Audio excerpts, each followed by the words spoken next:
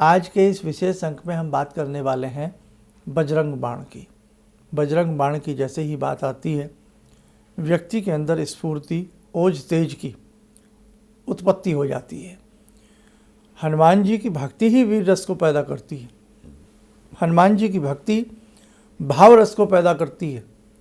और हमेशा ध्यान रखें, बजरंग बाण पढ़ते समय आपके भाव बड़े उत्तम होने चाहिए।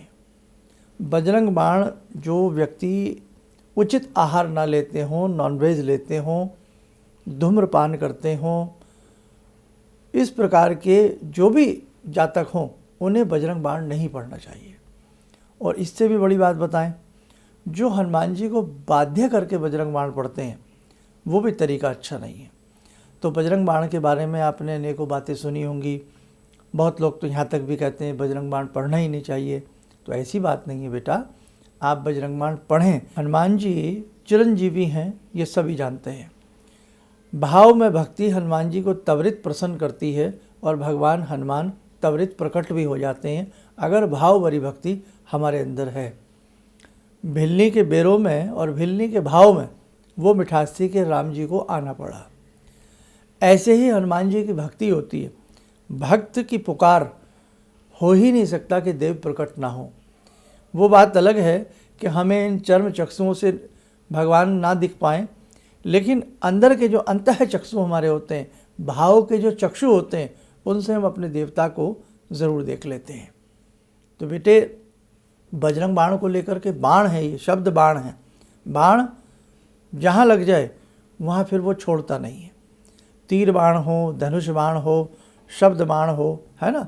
अब शब्द भेदी बाण, ये भी कला भारत में रही है। अब तो शायद विलुप्त प्राय हो, लेकिन भारतवर्ष वास्तव में बहुत बड़ा दृष्टिकोण से आज भी इन सब चीज़ों में बहुत आगे है, कहना नहीं चाहिए। और बहुत लोग आज भी दूर दूर से विदेशों से भारत में इन विद्याओं को ग्रहण करने के लिए आते हैं। खैर, अब देखो बेटे, पहली शर्त सात्विक आहार, सात्विक विचार से बजरंग बाण पढ़ें। किसी के अहित का उद्देश्य लेकर के कदापि बजरंग बाण न पढ़ें। हम चाहें कि हमारा शत्रु ऐसा हो जाए, लुंज पुंज हो जाए, जैसे हम हनुमान जी के लाडले हैं, वैसे ही वो व्यक्ति भी हनुमान जी का लाडला है। वो भले ही हनुमान जी की भक्ति ना करता हो, लेकिन पिता की आंखों में उसके समस्त पुत्र एक समान होते हैं, उसके समस्त बच्चे एक समान होते हैं। पिता कभी किसी संतान को दुख के भाव से नहीं देखना चाहता, है ना। दो बेटे आपस में लड़ भी जाएंगे तो पिता का यही भाव रहेगा कि किसी तरह से मैं इनकी सुलह करा दूं, इनको मैं एक करा दूं। पिता का ये भाव रहता है। तो हनुमान जी कैसे कर सकते हैं कि आप किसी बुरे के लिए पढ़ें और हनुमान जी उसको दंड दें? दंड नहीं देते, उसकी उद्दंडता जो होती है उसको वो कम कर देते हैं, उसके भाव बदल देते हैं। उसकी आंखों में जहाँ शत्रुता होती है वहाँ प्रेम उत्पन्न होने लगता, और आपके मन में भी कहीं कोई कमी बेसी होती है, उस निष्ठुर भाव को भी वो दूर करके सौम्य भाव की उत्पत्ति कर देते हैं।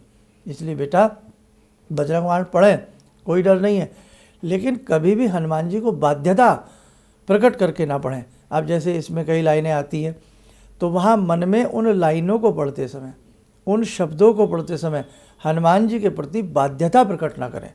बस यही कहें कि प्रभु, ये इसमें जो लिखा है मैं उसे निर्मल भाव से पढ़ रहा हूँ, मैं उसे श्रद्धा के भाव से पढ़ रहा हूँ, न कि आपको किसी प्रकार की बाध्यता के भाव से मैं उसको पढ़ रहा हूँ। अब जैसे उसमें भूत प्रेत बेताल पिशाच की भी बात आती है कि इनको आप जो है त्वरित भगाएं। तो हाँ बाबा, मेरी इनसे रक्षा करें और मेरे शत्रुओं से मेरी रक्षा करें, मेरे ग्रहों से मेरी रक्षा करें, लेकिन प्रभु कोई बाध्यता नहीं है, प्रेम भाव से मैं आपकी भक्ति कर रहा हूँ। मेरे प्रेम भाव को समझें, न कि जो मैं पढ़ रहा हूँ उसे आप समझें।